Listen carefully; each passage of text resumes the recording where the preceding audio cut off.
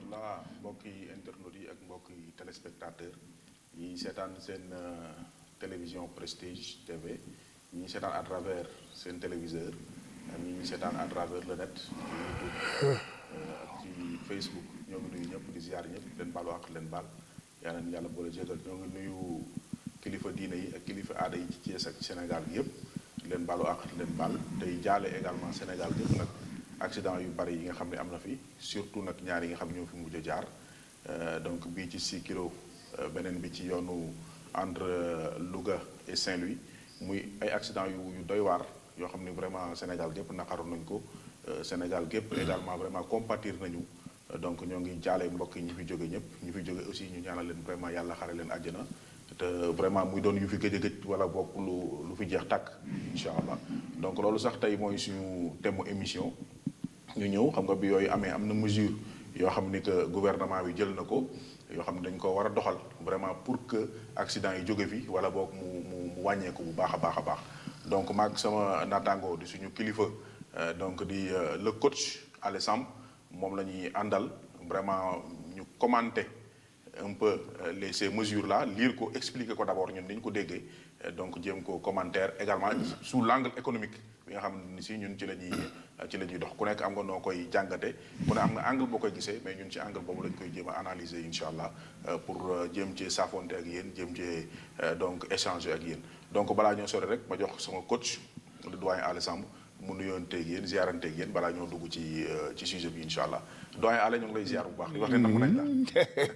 jërëjëf expert ñoo la raw namm nañ aussi téléspectateurs yi di leen nuyu di leen sant di boole suma kàddu ci jàll yi nga xam ne moom nga jàll le peuple sénégalais à la suite de ces événements muy accident yi nga xam ne ñoo feewoon waral donc les 23 mesures yi nga xam ne gouvernement bi jëloon na ko te tey mooy nekk suñu waxtaan maa ngi nuyu ñëpp di leen sant di ñaan waxtaan wi fekk leen ci jàmm ngeen déglu kook jàmm xalaat ci jàmm et s'il le faut dolli seeg jàmm yal na yàlla aar Sénégal donc expert amiin jërëjëf coach donc ñoo ngi nuyu ñëpp di ziaraat ñëpp rek comme ni nga ko waxee vraiment donc 23 mesures yooyu nga xamante ni si état du Sénégal jëloon na ko à travers un conseil interministériel te daanaka xam naa ni boole ci nag ñu baree bari pour que waxtaan wi yaatu pour que vraiment ñu mën a xam problème yépp fan lay jóge lan mooy problème yi ak jéem a xam lan mooy saafara yi donc moo taxoon ñu jël mesures yooyu joxoon sax ay yenn ministères yeeg yooyu ay délai pour que ñii di produire ay proposition n'est-ce pas de décret et cetera pour que vraiment ñu mën a doxal yooyu donc xam naa daal sans plus tarder kon coach dama lay delloo kàddu gi ñu commencer rek par comme li ñu am ci temps tax koo bari trop te mesures yi xaw na takku tuuti bu ñu ko mën a waxee noonu donc ñu commencé ci dugg rek jéem koo expliquer bu ñu paree nag jéem koo analyser c'est ça jërëjëf expert comme ni ñu ko waxee ñu dugg ci mesures yi expliquer ko ndax yaakaar nañ ne balaa ngay mën a jàngat dara génne jàngat ci dara da nga koy njëkk a xam comme ni ñu ko xamee yépp après accident cyclo bi ñu ñaan yàlla na fi gëj amiin gouvernement bi defoon na benn daje ñu koy wax conseil interministériel daje bu mu ko def le 9 janvier dafa ko jam ñaajo bañ génnee ci daje bi nag mu jël ñaar fukki ak ñett mesure yoo xam ne dañ koy appliquer rapidement mesure yooyu lañ fas yéene expliquer bu ci nekk mesure bu njëkk bi mu nga jëm ci li nga xam ne dañuy teg benn kuréel gouvernement bi dafa ne na ministre des forces armées mooy ñi nga xam ne ñoo yoree affaires militaires yi kaaraange réew mi ak ministre de l'intérieur moom it ci kaaraange yi la bokk waaw ministre bi nga xam ne aussi moo yoree affaire transport waaw dem beeg dikk bi ñu fii ak fukki fan ak juróom mooy bañ jëlee mesures yi keroog waaw suñ ci tegee fukki fan ak juróom le 9 au plus tard le 24 janvier ministère yooyu dañoo war a soumettre gouvernement benn projet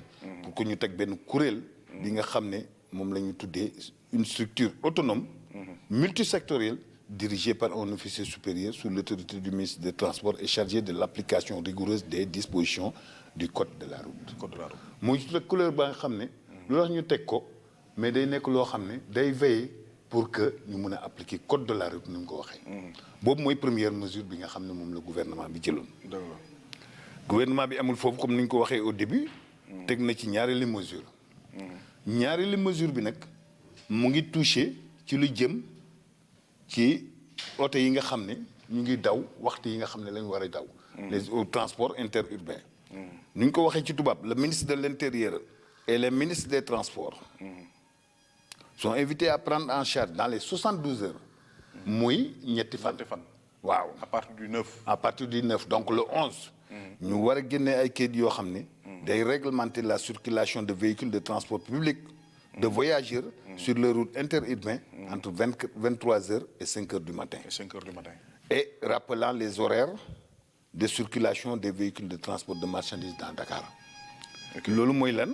mooy oto yi nga xam ne dañuy transporter ay voyageurs dañuy yóbbu ay ñi nga xam ne way tukki yi. ay nit waaw ci diggante ñaari dëkk ci biir réew bi mais ñaari région interurbain. il faut que am na waxtu woo xam ne dañoo war a taxaw. waaw 23 heures. ba 5 heures du matin. mooy 11 heures ci guddi.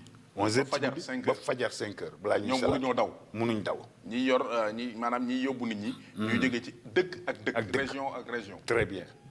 ñooñu waruñoo daw heure boobu. waruñ daw diggante 11 heures ci guddi. ba 5 heures. ci suba. dëgg la waaw dañoo war a taxaw. maintenant oto yi nga xam ne ñooy def marchandise ci biir Dakar aussi. dañ ci war a wax nan lañ di organiser foofu tamit. ñoom itam waaw. waaw donc ñaareelu tënk bi nga xam ne ñaareelu décision bi nga xam ne moom la gouvernement bi jël. loolu la. ñetteel bi gouvernement bi jël ne le ministre en charge du transport terrestre de prendre dans les 72 heures un arrêté portant limitation de la durée d'exploitation à 10 ans pour les véhicules de transport de personnes et à 15 ans pour les véhicules de transport de marchandises. maanaam mu ne ministre bi nga xam ne moo yore affaire yi dem beeg dikk bi. waaw na génnee benn kayit boo xam ne. day limité oto yi nga xam ne dañuy yóbbu nit ñi. waaw muy oto de transport de voyageurs. oui bu mu weesu oto yooyu fukki at. fukki at maanaam. waaw exploitation bi. exploitation bi. maanaam ñoom bi ñu ko jëndee fukki at lañ war a def. ñu oto boobu génn ci kii bi. war a mën a génn circulation. waaw ñu war a jënd beneen. dëgg la oto boobu kenn waratu ko utiliser pour muy transporter. voyageur. ñi nga xam ne ñooy transporter marchandise yi tamit. seen oto moom ñu ngi ko àppal fukki at ak juróom. fukki at ak juróom. waaw soo jëndee tey oto di ko transporter marchandise su amee fukki at ak juróom. oto boobu dafa war a génn. waaw loolu xam naa dinañ ci ñëwaat ci commentaire yi moom. tout à fait tout à fait xam na ni daal ay décision la yoo xam ne laaj na daal ay xalaat. te boobu tamit 72 heures lañ joxoon. ministre du transport mu génne kayit. pour mu génne kayit. waaw pour loolu. d'accord à partir du 9. donc ça veut dire que heure bii kayit googu moom. heure boobu kayit boobu war na gën. effectivement waaw. ñeenteel bi mooy le ministère en charge des finances. le ministère en charge de l'économie. le ministère en charge des transports du transport et le ministère en charge du commerce. de soumettre au gouvernement dans les 15 jours. 15 jours muy le 24. 24 waaw. ci fukki fan ak juróom yi nañ jox benn programme de modernisation et de renouvellement des parcs. des parcs automobiles. waaw nañ bind benn programme boo xam ne. day permettre ñu renouveler parc automobile bi. effectivement ce programme sera une priorité du gouvernement inscrite dans le PAP 3. du PSE. et dont le financement sera totalement mobilisé. D'ores et déjà une partie de la subvention initialement destinée au secteur de transport sera affectée au renouvellement du parc des véhicules de transport. waaw. ñu ne programme boobu mu ngi jox day nekk programme boo xam ne day nekk programme d'urgence day nekk ci biir lu ñuy wax programme d'action prioritaire bu PSE bi. numéro 3 bi. effectivement. que financement bi ñu war koo taxawal boobu rapidement. oui ngir mën a jënd. kon loolu moom c'était déjà dans le programme. waaw c'était déjà dans le programme PSE bi. commencé woon na waaw ci programme bi.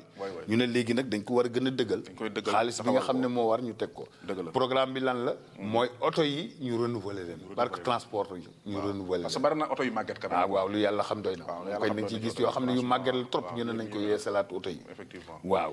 effectivement donc loolu. même foofu maa ngi gis sax mu mel ni dafa ni y a une partie même de subvention bu fi jotoon a nekk.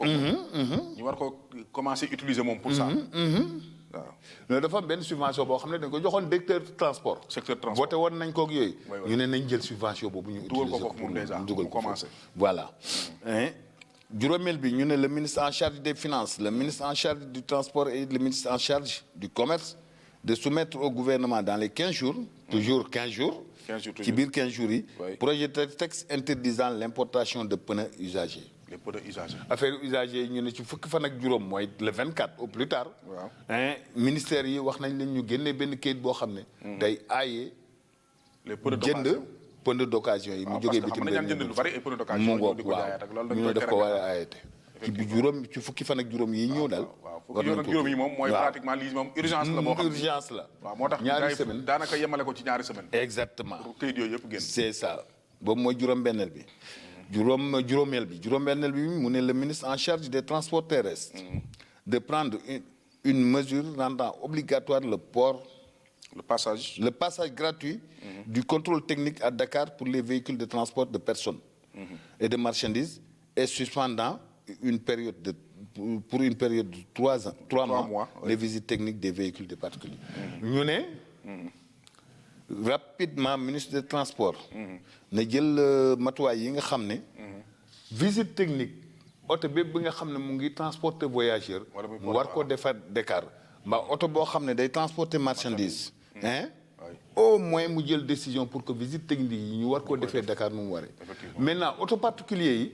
dañ ne ñoom nañ xaaragum ba ñetti weer passé. dañ koy suspendre. waaw dañ koy suspendre seen visite technique. je veux dire ñoom mën nañ bañ a dem def visite technique. pendant 3 mois. xam naa ne dañoo bëgg pour ñële jeexal. ba pare waaw pour mu la place. c'est ça pour laisser la place aux autres. waaw voilà. ñu bañ fa ñu fay buuxante. donc ñu ne na ministre jël décision boobu. pour que juróom-ñaareel bi ñu ne le ministre en charge des finances et le ministre en charge des transports terrestres devront ouvrir dans les meilleurs délais des centres de contrôle technique dans les régions. ñu ne nag ci ay diir yi nga xam ne daal moo gën a gaaw. war nañ ubbi ay centres de contrôle technique ci biir région yi. parce que contrôle technique bi Dakar rek la. waaw soo nekkee Tamba bu dee feneen ak feneen foo dem. exactement waaw. la nit ñi di tijji. xool ne la oui exactement. ñu ne bon donc à Thiès yeneen régions yi nañ fa ubbi. poste yoo xam ne dañuy contrôler technique. tout à fait normal. bon bu juróom-ñetteel bi le ministre en charge des transports terrestres de prendre les dispositions nécessaires pour rendre obligatoire le plombage des compteurs de vitesse des véhicules de transport et de personnes et de marchandises à 80 limitant la vitesse à 90 kilomètres à l'heure. ñu ne dañoo war a ministre en charge du transport dafa war a jël ay matuwaay. pour ñu plomber. vitesse yi. fexe ba vitesse yi moom. waaw loolu daw mënoo fexe ba romb 90 kilomètres à l'heure. dañ ko fay plombé. waaw dañ ko fay plombé ak loo mun a accélérer noo mun a teg nekk 6e ba sa accélération kii. doo mun a weesu 90 kilomètres. muy oto bi nga xam ne transport la de personne. mbaa de marchandise. yooyu la ñu waxuñu oto particulier yi. juróom-ñeenteel bi le ministre en charge du transport terrestre de prendre un arrêté dans les 72 heures. interdisant toute transformation de véhicules destinés au transport des marchandises en véhicules de transport de passagers. nee nañ. fii ak ñetti fan. mooy le 12 passé. waaw ministre bi nga xam ne moo yore affaire transport yi. na jël décision boo xam ne. dañuy aaye ngay transformer oto yi nga xam ne par exemple pour transport de marchandise. marchandise ko taxoon a jóg ko moo ko taxoon a jóg. ñu koy def nga ci def ay nit. exactement ñu ciy transporter waaw banc nga ciy dugal. wala sax nga koy yokk. exactement dañuy yokk banc yi. c'est ça. xam sax transport boo leen tax a jóg xañ na. exactement. waaw donc ñu ne yëpp yi nga xam ne daal dañ ko def oto yoo xam ne dañ ko jagle woon pour transport de marchandise. kenn warut koo transformer di ko def transport de personne. fukkeel bi ñu ne le ministre en charge des transports terrestres de prendre dans les 72 heures un arrêté portant interdiction de toute transformation de véhicules visant à augmenter les places assises pour les passagers ou à créer des porte-bagages supplémentaires. Effectivement. Mais wax nga ko léegi. waruñ koo transformer pour yokk ay places. en second lieu aussi waruñ koo transformer pour yokk yeneen porte-bagage. supplémentaire soo amee porte-bagage boo xam ba pare waruñ yokk porte-bagage yi. am na oto yoo xam sax daawul am porte-bagage. exactement ñu def ci porte-bagage. ñoo ko ci créé et puis ko kii ba ca kaw. exactement su warul am porte-bagage. waroo ci defati porte-bagage. dëgg la su fekkee am na porte-bagage bi nga xam ne moo wàcceeg oto bi. waroo ci yokk beneen porte-bagage. doo ci yokk aussi yeneen place. effectivement waaw nee nañ aaye nañ ko. le ministre en charge du transport terrestre de prendre dans les 72 heures un arrêté portant interdiction interdisant la pose et l'usage de porte-bagages et prescrivant le démantèlement de ceux qui sont déjà fixés sur les véhicules de transport de personnes. ñu ne ministre bi ci ñetti fan yi nga xam ne moo topp ci conseil interministériel bi. ministre bi nga xam ne moo yore affaire transport. na génne kayit boo xam ne dañu aaye ñu teg porte bagage. c'est-à-dire nga teg beneen porte bagage sa oto. hein et en même temps ñëpp yi nga xam ne ñu ngi teg porte bagage ñu détruire ñu génne porte bagage. ñu xam tegoon nañ ko ba pare. waaw dañ koy génne te waruñ ko woon teg dañ koy génne. waaw. fukk ak ñaar bi. 12. Le ministre en charge des transports terrestres. En relation avec le ministère en charge du commerce, de prendre un acte dans les 72 heures portant révision des conditions d'octroi de l'agrément de transport, de même que les spécificités techniques des véhicules destinés au transport des personnes et des équipes. ñu ne fii ak ñetti fan aussi. ministre bi na génn kayit boo xam ni. day wax ci affaire yi nan la ñuy joxe agrément pour transport. mu gën koo leeral. mu gën ko fuyewaat seetaat ko bu baax. et en même temps aussi. lu jëm ci oto bi nan la war a mel sur le plan technique. sur le plan technique. waaw yan matuwaay la war a àndal yi nga xam ne demee day koy sécuriser passagers yi. lu am solo la. waaw ñu ne na ko def rapidement. le ministre en charge du transport terrestre. boobu mooy fukk ak ñett bi. 13. de soumettre au gouvernement dans les 72 heures. un acte portant révision de l'âge minimum pour obtenir le permis de conduire des véhicules de transport urbain. et interurbain de personnes. À 25 ans au moins et à 23 ans pour les véhicules de transport interurbain et de marchandises. de marchandises. waaw ñu ne na génn kayit boo xam ne. day fixé ne. pour mun a dawal oto bi nga xam ne day def transport de personnes ay nit. ah il faut nga am nu mu bon ñaar fukki at ak juróom. waa weesu ko. su fekkee ne mu ngi jëm ci transport de marchandise yi nag ci interurbain. boobu ñaar fukki at ak ñett la. c'est-à-dire pour nga mën a dawal oto boo xam ne ay nit lay yóbbu. di nga am gàtt ñaar fukki at ak juróom. bu dee ay marchandise lay yóbbu gàtt ñaar fukki at ak ñett. voilà loolu la wax. loolu mooy 13. loolu mooy fukk ak ñett yi. coach maa ngi xaw a xexet. waaw mooy ma jox la lenge yi. kon on prend un peu la pour nga mën a mottali yi ci des. kon 14 mun le ministère en charge des transports le ministère de la santé de proposer dans les meilleurs délais. donc meilleur délai moom mooy ñu mu gën a gaawee rek. moom waxuñu 72 heures waxuñu leneen. les modalités d'une plus grande implication des services de la santé dans l'appréciation des aptitudes physiques à conduire pour la délivrance et le renouvellement des permis de conduire. donc foofu ministère des transports la ñu wax. ak ministère de la santé ñu xool nu mu gën a gaawee nan la ñuy fexe ba gis ay modalités yoo xam ni dinañ gën a impliqué. dinañ gën a jox responsabilité waa santé. pour que ñuy bokk ci bu ñuy nit jox nit ñi ay permis ak ay nangam ñuy xool kii. ndax war na ko am ndax waru ko am wala ñaata at la ko am wala nangam ak nangam. exactement donc ñoom loolu la ñu bëgg ñu def ko ci 14. 15e le ministère des forces armées le ministère de l'intérieur le ministère des finances et le ministère en charge des transports de soumettre dans les plus brefs délais au gouvernement un projet de dématérialisation du paiement des amendes et pénalités liées aux infractions routières. waaw foofu moom mu ni donc ministre des forces armées bi yor kaaraange gi ak intérieur ñoom it kaaraange lañ yor ak ministère des finances bi yor koom ak ministère transport ñu xool ci nu mu gën a gaawee également donc indil këyit gouvernement bi buy tax ñu dématérialiser fay amende yi ak pénalité yi nga xamante ni si ñoo ngi koy fay ci infraction yi nga xamante ni si oto yaa ngi koy def ci kaw tali bi. xam nga infraction yi ñuy def toujours dañ ciy fay ay amende. am na fu ñu ko daan fayee am na nu ñu ko daan fayee. mais dañuy bëgg a fexe maintenant ba payen gi xam naa gën a jaar yoon. gën a yaatu gën a et cetera pour que peut-être mooy nga koy fayee ak internet mbaa truc rek c'est comme ni sa Orange Money nga fay ci sa courant. voilà parce que ainsi doo joxeti xaalis nii directement. xam naa ni mooy waaw kii bi nii jox lu yàlla xam doy na daal waaw jokkalante mu ngoog waaw fukkal beeg juróom-benn. le ministère en charge des transports terrestres de soumettre au gouvernement un acte réglementaire rendant obligatoire le port du casque pour tout conducteur et passager des véhicules à deux roues. donc yi ñuy wax véhicule à deux roues mooy vélo yeeg. jakarta yeeg waaw casque yi. casque yi daal ñu ni donc ñu fexe ba taxaw ci ñu koy utiliser di ko sol. 17 le ministère en charge des transports terrestres et le ministère en charge du travail de renforcer le contrôle du respect des dispositions du code du travail contrat et bonne et due forme paiement de cotisation et cetera par les transporteurs. donc fii ñu ni ministère bi yor wàllu dem géeg dikk bi transport.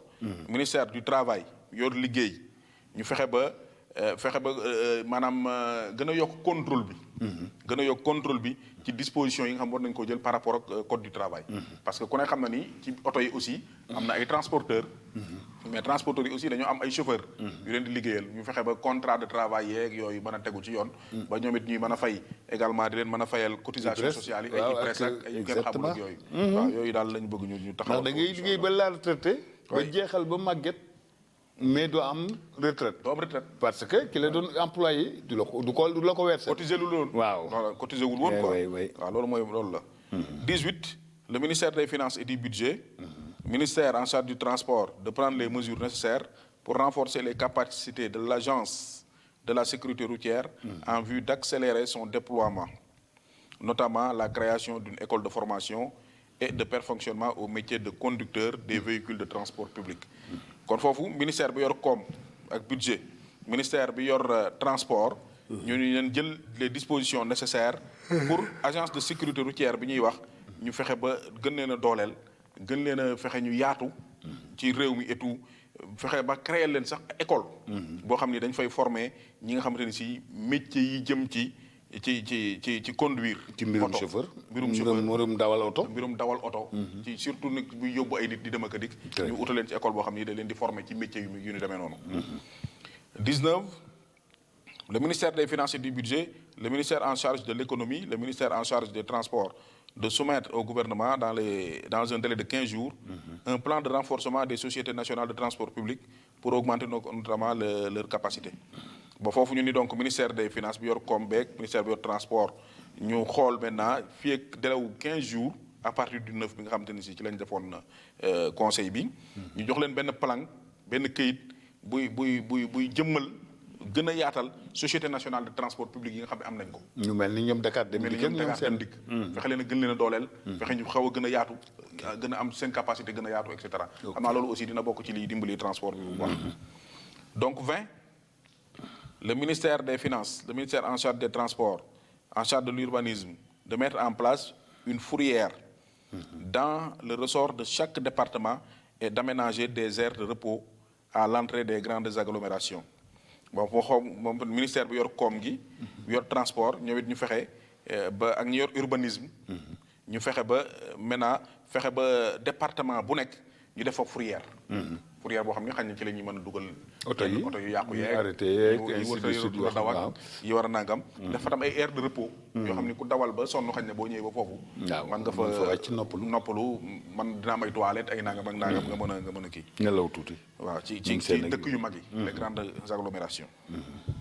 21 le ministère de l'Intérieur le ministère des Finances le ministère du Transport de la Santé de renforcer le dispositif de secours et d'assistance médicale pour la prise en charge des victimes d'accidents de la route.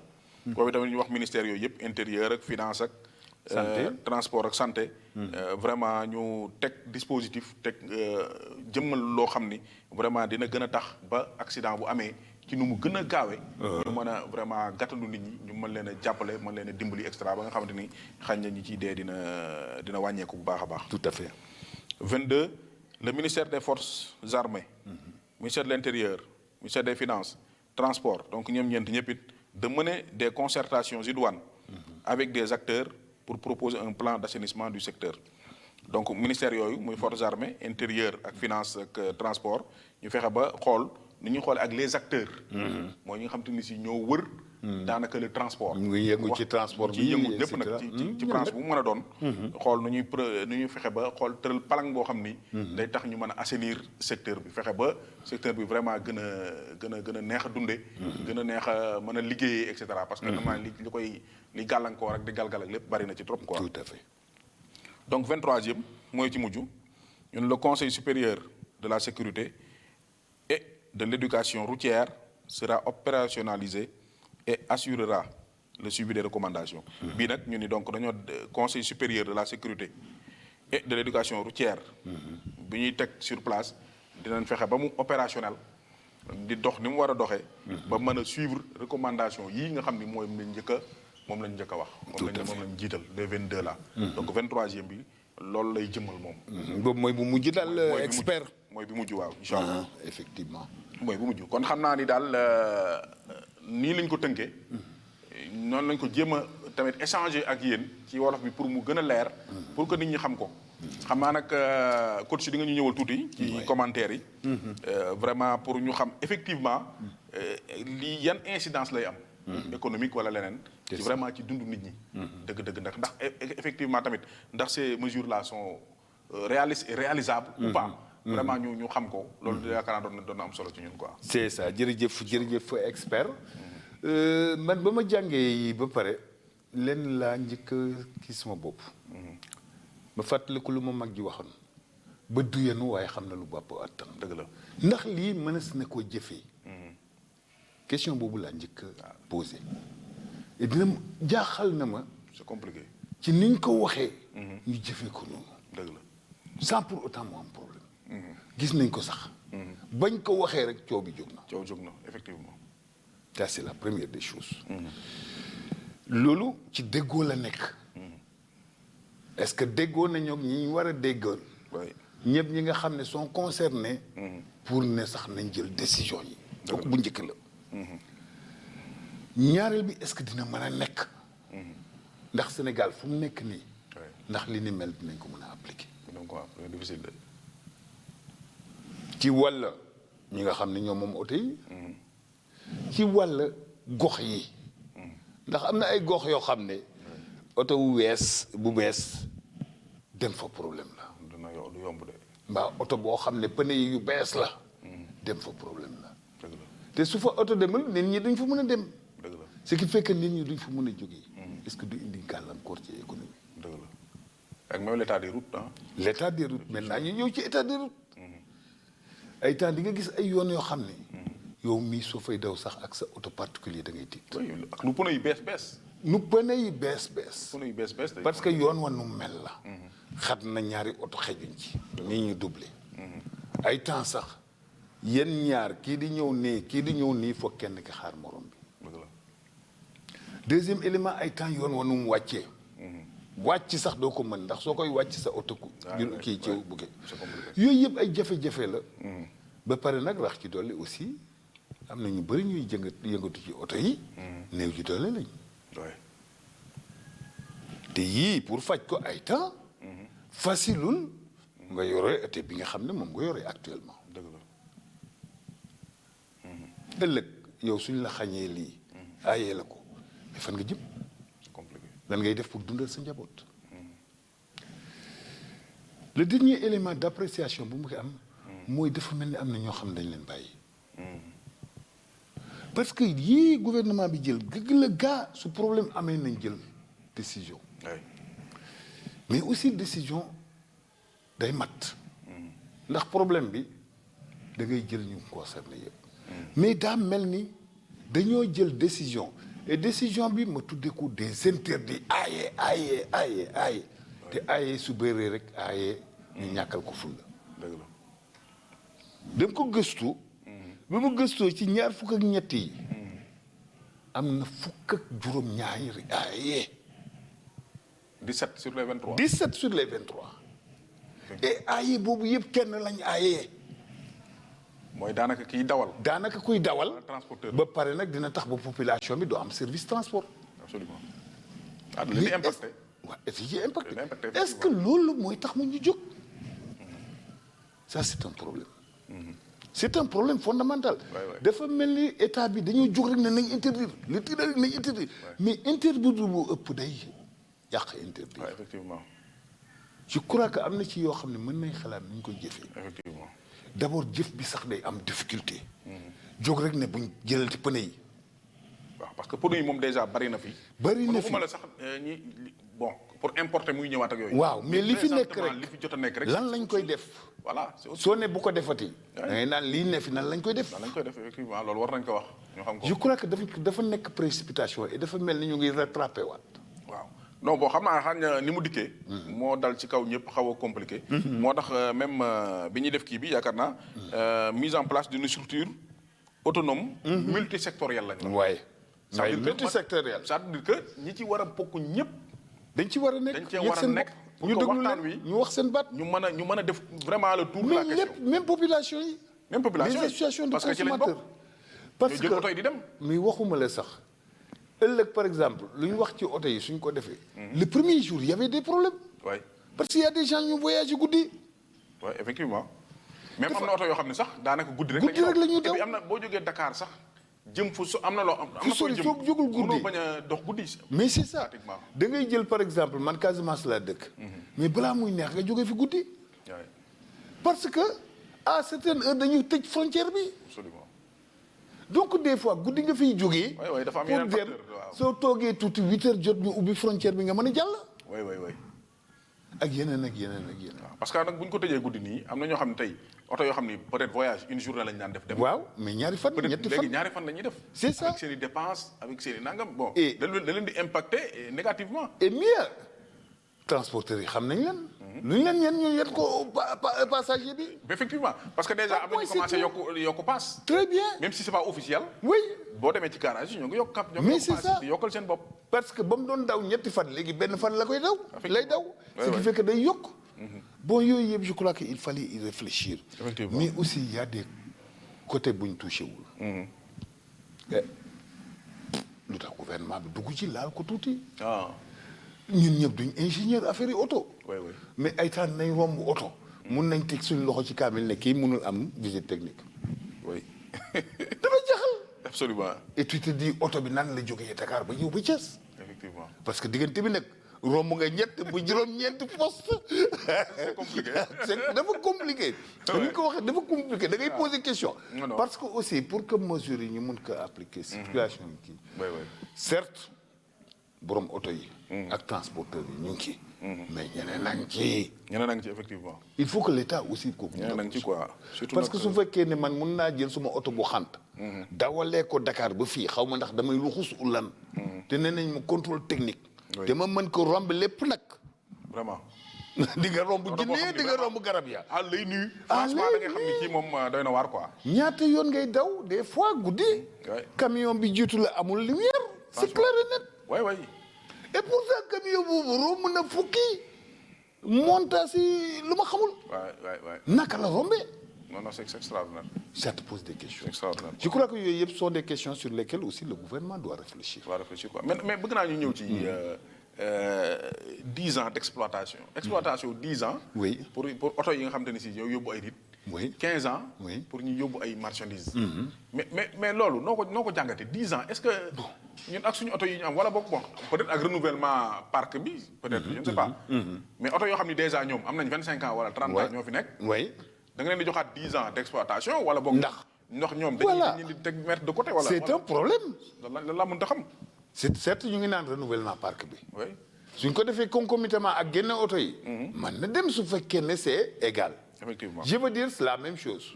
am nga benn oto boo xam ne def na 10 ans ñu ne da nga ko fi génne ñu jox la beneen. Voilà. mais le problème est que soo indee oto bu bees bi day gën a cher. day gën a cher ak le nombre de transporteurs. Et- nombre de véhicules yi fi nekk. mais ça a été un problème. te duñ un pays les vraiment transporteurs très développé. alors mais yàgg nañ ci wax renouvellement parc. Ouais. mais le premier problème que les transporteurs yu ñu posé. mais écoutez maa ngi yore suma njaga njaay bi li ngeen ma laaj yëpp def naa ko ci njaga njaay bi maa ngi dawal nga ne ma léegi génnee ko teg ko fële. jox ma beneen oto facturé ma fukki yoon lu njaga njaay bi di daw. di kii c'est difficile. du ma ko mën. c'est compliqué. donc il y a des incidences économiques. Oui, oui. il y a des incidences sur le revenu des gens. il y a des incidences yoo xam ne day indi inflation mus nañ ko fi waxtaan. Oui, effectivement. parce que man transporteur su may dugal suma xaalis ci oto. Oui. damay ut rentabilité. lu am dara la. damay ut rentabilité su ma amul rentabilité dama ci dugal suma loxo. du sotti. hein donc yooyu yëpp sont des lu difficultés. am dara la même le commerce day impacter sax le commerce. mais tout parce que ñoo ngi wax ci marchandise bi. mais ku ne marchandise da koy tey transporter. waa ji boo ko joxee oto boo xam ni oto bu bees. Waaw. ni ko 15 ans nga koy dawal. jox ko prix bu un prix exorbitant. mu yokk njëgi kii day yokk transport ni muy transporter les pneu marchandises. yu bees. yu bees. Waaw. ainsi de suite tout tout tout tout. te marchandise bi ki fay transport bi bu ko fayee bu gën a cher. oui. da koy répercuter ci da koy répercuter. toujours lépp ci consommateur mais bi waxoon nañ fi les coûts. c'est extraordinaire. ci inflation bañ koy wax. tu Ouais. vois la spirale des coûts. effectivement donc loo ci mën a def day yokk. day yokku. parce que yooyu yaa posé conditions yi nga xam ne day indi yokkute. Effectivement. te gars yi jaayuñ perte di dawal daanu. ah déedéet Hein? donc yooyu aussi ce sont des éléments sur lesquels effectivement. il faut que État reculer un peu réfléchir c'est pourquoi j'ai bien aimé les pourparlers yi nga xam ne ñu ngi koy def. non da ciy am solo. et yaakaar naa sax les premières mesures dañ ko suspendre. ah waaw. Ouais. dafa mel ni dégg naa ko ñu koy wax ne. non non faaw ñu waxtaanaat jéem a joyantiwaat dafa mel ni daal c'est la parce précipitation. qu'on les comprend bien. Oui. xam nga il fallait. coûte que coûte ñu jël des mesures et cetera parce que affaire yi mënut a continuer nii. mais nag comme am na loo xam ne peut-être un peu entre guillemets ci précipitation lañ ko defoon. ak waxtaan ak ñi bokk ci secteurs yi. parce que lu bari sax ñoo la koy gën a xam. ñu nekk ci yenn secteurs yi. bu ko defee bu ñu waxtaanatee lu bari dinañ ko mën a joyantiwaat. yaakaar naa ne lu bari dinañ ko war a mën a joyantiwaat. et am na leen expert. c'est vrai que par la précipitation nañ jël ay décisions mais il faut qu'on fasse attention. les décisions ñu ngi doon wax économie. oui day impacter aussitôt sur l'économie nationale. absolument. on prend un exemple. la précipitation moo indi grève chauffeurs yi barke démb ak démb. effectivement. mais une grève d'une journée. de ce secteur ce sont des milliards de des pertes milliards pour de l'économie. pertes c'est sûr. et des perches de chaîne. parce que man commerçant bi maa ngi xaar. oui nga indil ma suma marchandise. pour ma jaay ko. effectivement. bés boobu du ma ko jaay. déedéet. du ma jaay perte naa. bu dee yow marchandise transport périssable sax. booy mu yàqu. ça pose ainsi problème. ainsi de suite day am chaîne. oui oui et chaîne boobu. finalement daf ñuy dab. effectivement dans la valeur ajoutée de l'économie. effectivement. ce sont des pertes yoo xam ne dañ koy am. c'est pourquoi sur certaines questions. moi je crois que état war na dem ndànk-ndànk. et en dernière instance day dal ci consommateur bi. effectivement. pauvreté yokk. toujours ci consommateur bi lay dal. ce qui fait que loo ko mën a jox tamit du ko doy. Déedéet. ndax bés bu nekk nga jël décision boo xam ne. li nga ko joxee loxo ndeyjoor. Ouais. jël nga lu ko ëpp ci loxo càmmoñ. effectivement. waaw donc vous voyez day créer spirale de pauvreté. Effectivement. moi je crois qu'il faut que l'État réfléchisse à ça. léegi visite technique yi moom. nga xam ni vraiment Dakar rek la am moom itam xam nga ñoo ngi wax ni il problème. faut oto yi tegu ci yoon. et mais cetera. c'est ça. mais visite technique yi aussi nga xam ne di nga gis sax oto boo xam ne kii nga xam ne kii warut a am visite technique. oui. mais problème bi dans les régions on peut peut-être les comprendre un peu amuñu le matériel qu'il faut. mais loolu aussi war ak ci mesures yi. wax nañ ni dinañ ci taxaw. Oui. dañ na fu nekk am. man j'ai pas compris. depuis ba ñu institué visite technique bi. que jusqu'actuellement il y a pas de centre secondaire régional. vraiment de visite technique. franchement. depuis quand. mais on n'a pas besoin. nekk ay prophète ou ingénieur ou truc pour xam ne centre Dakar bi doyul. doyul effectivement doyul.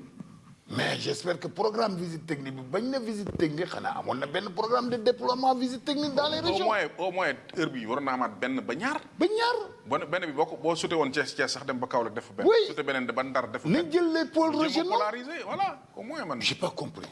Mais c'est-à-dire peut-être des fois doo comprendre.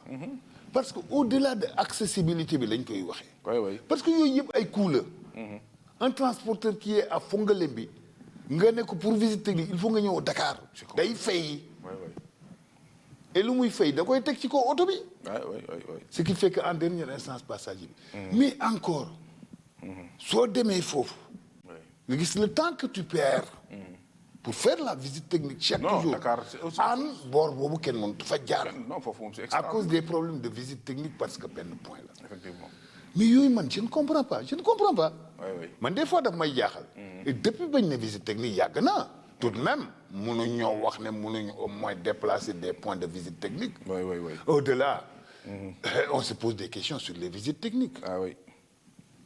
effectivement. Ah, on se pose des questions parce que chaque jour ñu romb oto boo xam ne dañuy naan mais c'est pas possible man du ma ingénieur mais en principe oto bii warul daw. te visite technique yooyu moo ñuy permettre vraiment point yu bari ñoom ñu dugal mesures yu bari ñu mën ko régler. Exactement. parce que plombage bi ñuy wax. ci nga Oui. mën a def plombé ko à 90. Exactement. xaw ma loolu sax nu ko transporteurs yi gisee. ak Oui. yooyu. ci moo lay permettre aussi li nga naan li gars yi naan dañuy transformer des véhicules. yu waroon yóbbu nit di yóbbu ay marchandises. ci la ñuy mën a vérifier waale tout ça. mais donc na rapproché. voilà parce que sinon pour nga appliquer ko day métti. c'est difficile. bon beneen élément visite technique bi am na limite. am na limite. am na ay dëkk ci dëkk bi. oto bu baax mënu fa dem. waaw. oui, C'est oui, pas non, possible. waaw moom koy c'est compliqué. ay nit ñu ngi fa dëkk qu'est-ce comment ils vont faire. soo fa demee tu te rends compte que kii man su ma amee oto du ma ko fa yóbbu. ah oui c'est ça. ah ça c'est un problème des routes c'est un problème du truc. Ouais, ouais. donc problème bi du problème nii rek oto bu accidenté mais c'est tout un ensemble. waaw c'est tout un Ouais, ensemble quand même ouais. waaw foofu parce que yooyu daal ci lañ mën a régler loolu lépp. Ouais, régler ouais. waale ci problème porte bagage ak et cetera. Porte bagage maintenant yi. mu des nag fi nga xam ne xañ na yenn oto yi mënuñu faa dem. waaw vraiment ay. yooyu yëpp ce sont des affaires. yooyu yëpp ñu jël ko en compte. non jéem a xool la. quand tu voyages au fin fond du Saloum là dem ay ngént paate ak ñoom seen ak yooyu. Ouais, ouais, ouais. c'est pas facile ko oto Non, bu non, baax. c'est des compliqué. fois, hein. Ça je vous dis. C'est compliqué. Oui. léegi parc automobile moom noo ko gisee ni ñoom effectivement. est-ce que loolu c'est réalisable dans ce Sénégal-là. Bon, je sais qu'ils ont beaucoup de problèmes. xam nga le problème de renouvellement des parcs automobiles du tey. ñu ngi koy wax de. yàgg na quoi depuis longtemps. parc automobile taxi parc automobile auto ainsi de suite ainsi de suite. mais dafa mel ni mënaguñ trouver solution. Ouais, c'est compliqué. Et quel est le problème au fond? Bon, man approché naa ko tuuti sous un autre angle. Ce n'était pas même pas analyse.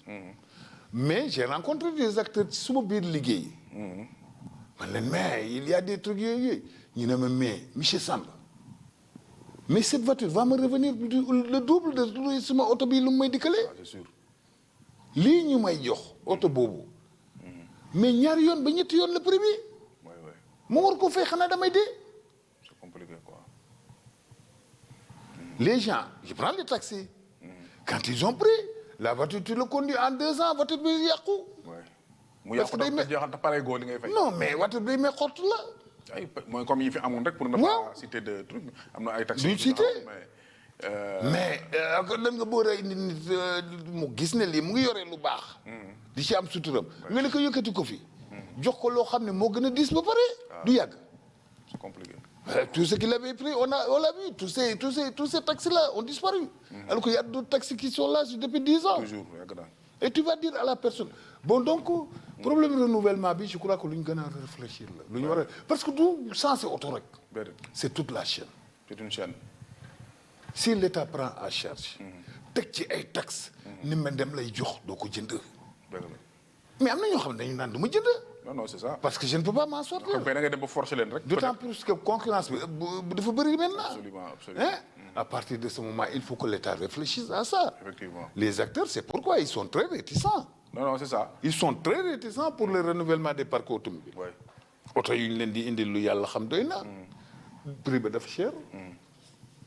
prix ba dafa cher. ba pare yeneen ak yeneen yoo xam ne. non c'est compliqué. c'est compliqué hein c'est compliqué. mën nañ ci boole je crois que il faut que l'État réfléchisse sur ça. Effectivement. et voir comment booster. l'entrepreneuriat dans le transport comme il le faut pour permettre à l'entrepreneur d'être rentable. Absolument. parce que ku jënd oto. di ko yóbbu ci transport. saa waaye da nga soxla sa bénéfice. te it affaire bi chaîne la. xam nga ñoo ngi wax ne même permis bi dañoo yóbbuwaat ba 25 ans. Ouais. pour ñi dawal ñi yóbbu ay nit.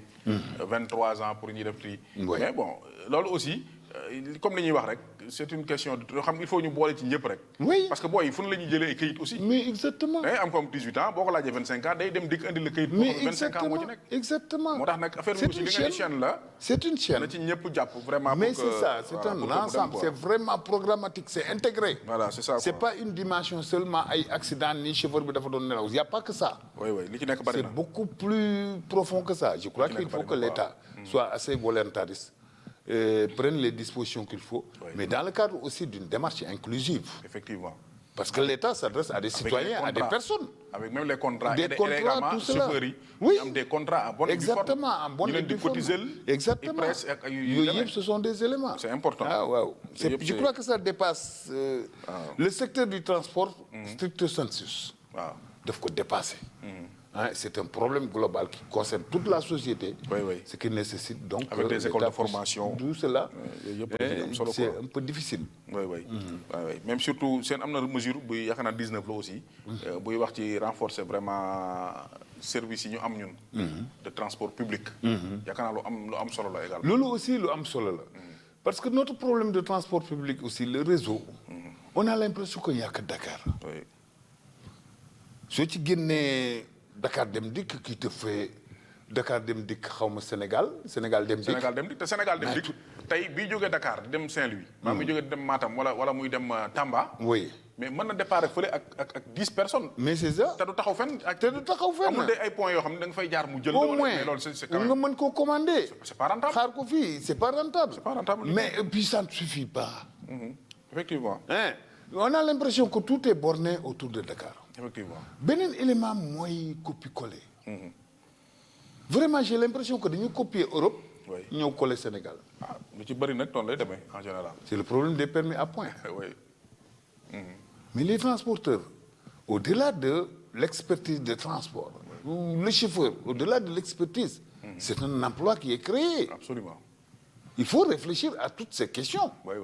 quand tu assainisses tu enlèves tous les permis et tu crées des points oui avec des routes yi nga xam ne parfois le problème c'est pas le chauffeur oui hein c'est la route c'est la route c'est même ay animaux yoo xam ne ay animaux qui divaguent à des points sur des routes de grande circulation oui oui mais écoutez quelle que soit ta vigilance parfois ça dafa lay bett non parfois du ci yow hein du ci yow yoon waxat na hein oui oui su dans des ci àll tu as l'envie de accélérer absolument yoon waxat hein loo ci mën non c'est difficile yoon woo xam ne mënoo wàcc loo ci mën c'est tu vois c'est tout un ensemble de causes yoo xam ne il faut que l'État réfléchisse oui oui te xam nga du yem sax ci emploi bi ngay wax ni créé nañ ko ci transport oui mais à côté am na ñoo xam ne tey guddi gi Oui. oto yi daw guddi am na ay points yoo xam ne tey ay nit a nga fay def restauration di leen xaar exactement ci la ñuy liggéey juste les emplois induits oui Oui, ñoo oui. xam ñoo nga fay Les xaar emplois yor seen i banaan ak seen i nangam di c'est jaay ça ça ñi mu concerné dafa bari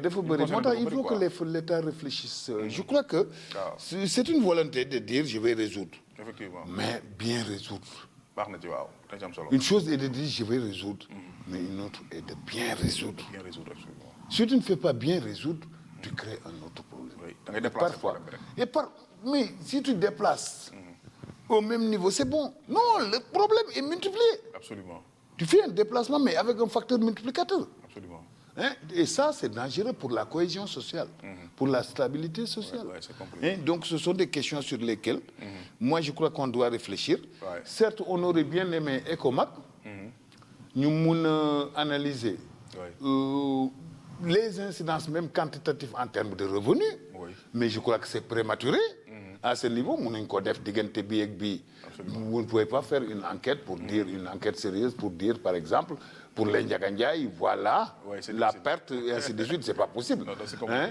c'est compliqué. Autre élément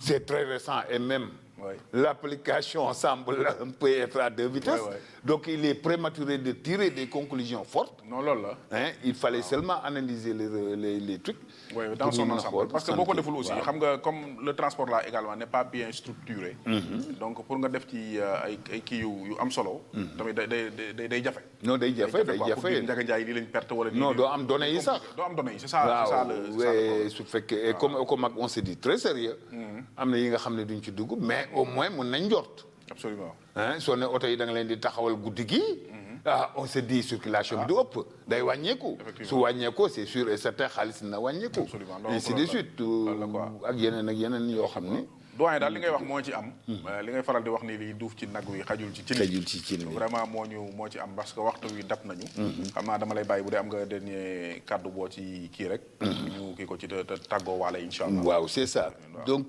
damay bamtuwaat rek lu ma waxoon soo ko analyser fukk ak juróom-ñaar ya ay aaye la aaye gi day métti ci néew di doole gi gouvernement bi na seetat état du aaye rek du sanctionner état dafa jóg pour résoudre le problème de la population aaye population bi nag di sanctionner des fois da nga koy sonal te fekk deful dara yow yaa jëlul matuwaay yu war conclusion damay naan vraiment nañ seetaat démarche bi doxalin bi lu ñu jóg rek ñu ne nañ sanctionné loo xam ne moo gën nit du noonu nga koy gérer ay temps da ngay waxtaan ak moom hein la sanction est toujours négative nañ xalaat sanction positive ki def li nga xam ne moo war lu baax lan lañ koy gën a ne waaw góor gongo hein dafa war a inclusif sooy jël décision yu mel nii na nga oo ñëpp ñi nga xam ne bokk nañ ci te am nañ ci baat ñëpp rek nañ éviter ñu état di jël mesure yoo xam ne day métti ci population bi à l'arrivée bon maintenant am na benn borom xam-xam bu ko wax mais ci kii bii du ma tudd turam mais liir naa ci benn jàngat bu ñu wax mu ne l'accident a eu lieu la nuit accident bi guddi la am waaw ñu aaye dox guddi accident bi benn pneu moo éclaté ñu aaye pneu ya mu ne mais en principe l'état du doxee noonu finalement yi am bëccëg waaw instant yi activité yu am bëccëg donc y a pas de problème bon bref dafa ne gouvernement vraiment warul di réagir noonu. absolument dafa war a xool bu baax. mbir mi waxtaan ko ñi koy waxtaanal. et à ce moment jël les décisions qui se posent. mais nag ñu ngi saluer vraiment la promptitude et la volonté de l'État. li mu ci def yëpp c'est une volonté. war nga rom la ñu ngi koy naan yokkal. effectivement voilà donc loolu lañ koy wax ci ECOMAG. maa ngi nuyu ñëpp di leen sant. di leen à la prochaine émission. baax na coach donc ñoo ngi lay ziar bu baax di la santati comme ni ñu ko daan defee vraiment donc di wax ni donc tey ECOMAG loolu lañ leen indi loon waxtaan ak yéen ci mesures yi nga xamante ni jël nañ ko à la suite de ces accidents là yi nga xamante ni si amoon nañ fi récemment. donc di wax ni donc comme ni fi mu daanele man fa laay commencé di wax ni ñoo ngi sant di gërëm également le gouvernement ci promptitude boobu nga xam ne mbir mi am na mu am volonté wu taxawal ay mesures pour que mbir mi dox waaw li ñu ko ciy tegal rek mooy vraiment donc ci ni ñu ko jëlee woon xañ na ala at la woon xañ na ñi mu concerné ñëpp nekkuñu fa woon nañu gën a waxtaan ak nit ñi gën a kii rek pour que mbir mi gën a jëm ca kanam jéem a rectifier donc au fur et à mesure yàlla baax na xañ na yàlla dina ci def xéewal incha allah te ku nekk rek li nga war a def nga def ko ñu bàyyi dawalu bu ñàkk teggin ci tali bi wàññi reewande gi ci ñi ma ko sañ a wax jéem a respecté code de la route jéem a respecté te daal en général donc loolu mooy tax vraiment mbir yi dem donc ñoo ngi sant ñëpp di gërëm ñëpp di sant borom kër gi nga xam te ni si également moom fi la ñuy moo ñu yaatal ñu fi def émission bi et tout donc ñoo ngi sant ñëpp di gërëm ñëpp leen wax ba beneen yoon incha allah ci seen beneen numéro émission ECOMAG sur Prestige TV merci beaucoup